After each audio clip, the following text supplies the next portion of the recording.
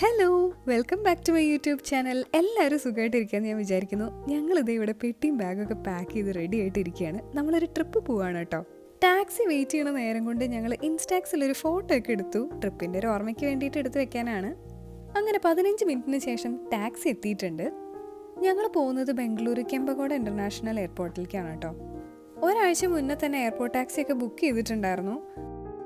ബാംഗ്ലൂർ ട്രാഫിക്കിൻ്റെ അവസ്ഥ അത്യാവശ്യം നന്നായിട്ട് അറിയുന്നതുകൊണ്ട് തന്നെ നേരത്തെ തന്നെ ഞങ്ങൾ പുറപ്പെട്ടിട്ടുണ്ടായിരുന്നു കേട്ടോ. തലേ ദിവസം പാക്കിങ്ങും ബാക്കി പരിപാടികളൊക്കെ ആയിട്ട് ഞാൻ നല്ല ടയർഡായിട്ടുണ്ടായിരുന്നു. പ്രോപ്പറായിട്ട് ഉറക്കമൊന്നും കിട്ടിയിട്ടുണ്ടായിരുന്നില്ല. അതുകൊണ്ട് എയർപോർട്ട് എത്തുന്നത് വരെ ഞാൻ അന്തം വിട്ട് കിടന്നുറങ്ങി.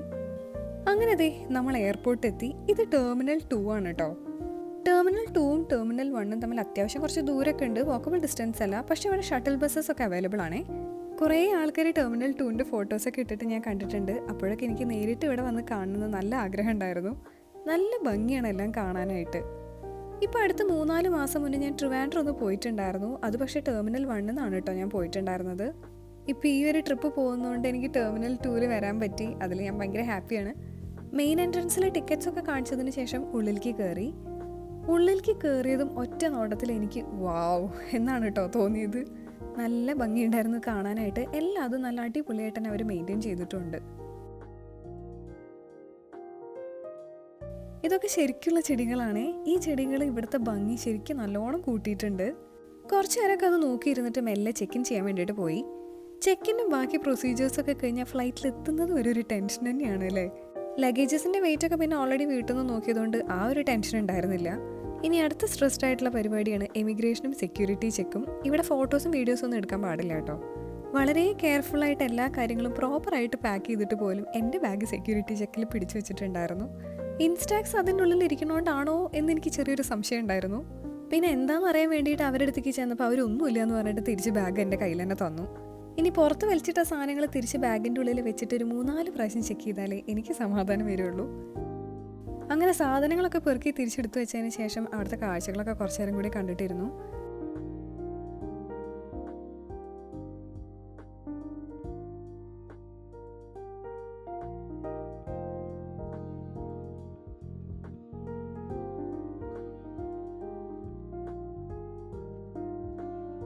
ഇനി നമുക്ക് ലോഞ്ചിലേക്കാണ് പോകാനുള്ളത്. ലോഞ്ചിലേക്ക് പോകുന്ന വഴിയിൽ തന്നെയാണ് ഡ്യൂട്ടി ഫ്രീ ഷോപ്സ് ഒക്കെ ഉള്ളത് കേട്ടോ.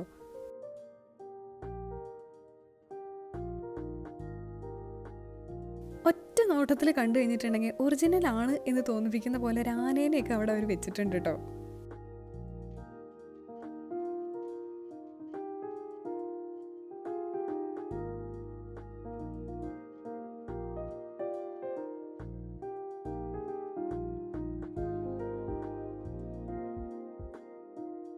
അങ്ങനെ നമ്മൾ ലോഞ്ചിലെത്തി. ഇവിടെ സെലക്റ്റഡ് ആയിട്ടുള്ള ക്രെഡിറ്റ് കാർഡ്സും ഡെബിറ്റ് കാർഡ്സിനും ഒക്കെ ഫ്രീ എൻട്രി ഉണ്ട്. അപ്പോൾ അത് വെച്ചിട്ടാണ് ഞങ്ങൾ കയറിയിട്ടുണ്ടായിരുന്നത്. കാർഡ്സ് ഒന്നും ഇല്ലാതെ കയറാനാണെന്നുണ്ടെങ്കിൽ ഒരാൾക്ക് മോർ ദാൻ 4500 റുപ്പീസാണ് വരുന്നത്.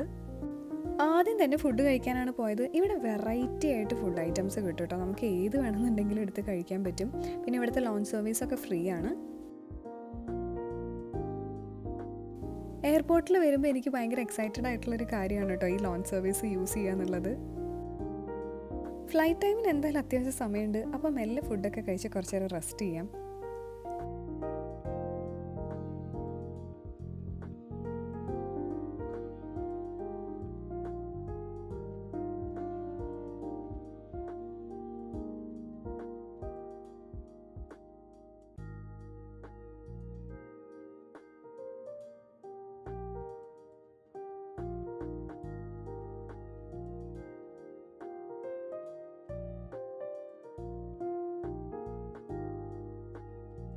ലൈവായിട്ട് ദോശയും ചുട്ട് തരുന്നുണ്ടായിരുന്നു.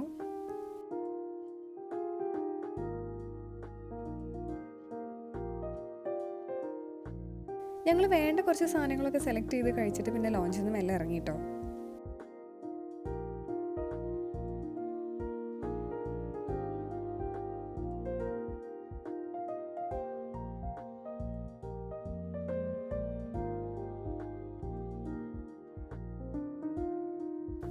ബേക്കറി ഐറ്റംസ് ഒക്കെ കഴിക്കാനാണെന്നുണ്ടെങ്കിൽ അതിനും ഇവിടെ ഓപ്ഷൻസ് ഉണ്ട്.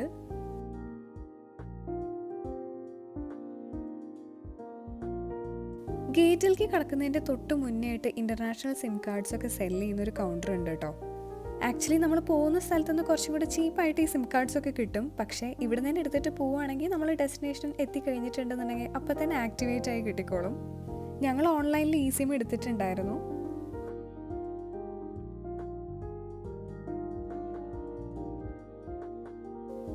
ഫൈനലി ഗേറ്റിൻ്റെ അവിടെ എത്തിയിട്ടുണ്ട്. ഫ്ലൈറ്റ് ഒരു 40 മിനിറ്റ് ലേറ്റ് ആയിരുന്നു. അതുകൊണ്ട് അത്യാവശ്യം നല്ല രീതിയിൽ തന്നെ പോസ്റ്റ് ആയിരുന്നു. അങ്ങനെ 40 മിനിറ്റ് കാത്തിരിപ്പിന് ശേഷം ബോർഡിംഗ് ഒക്കെ തുടങ്ങി. അപ്പം ഞങ്ങൾ പോകുന്നത് തായ്ലൻഡിലേക്കാണ് കേട്ടോ. ഏട്ടൻ ഇതിന് മുന്നേ 2022 തായ്ലൻഡ് പോയിട്ടുണ്ട്. പക്ഷേ എൻ്റെ ഫസ്റ്റ് ടൈമാണ് കേട്ടോ തായ്ലൻഡ് പോകുന്നത്. ഫ്ലൈറ്റിൽ പോകുമ്പോൾ എനിക്കെപ്പോഴും വിൻഡോ സീറ്റാണ് കേട്ടോ ഇഷ്ടം. അങ്ങനെയുള്ളവരുണ്ടെന്നുണ്ടെങ്കിൽ കമൻറ്റ് ചെയ്യണേ. അപ്പോൾ ഇന്നത്തെ വീഡിയോ എല്ലാവർക്കും ഇഷ്ടമായി എന്ന് വിചാരിക്കുന്നു. തായ്ലൻഡ് വീഡിയോസായിട്ട് പിന്നെയും കാണാം. അതുവരെ എല്ലാവർക്കും ബൈ.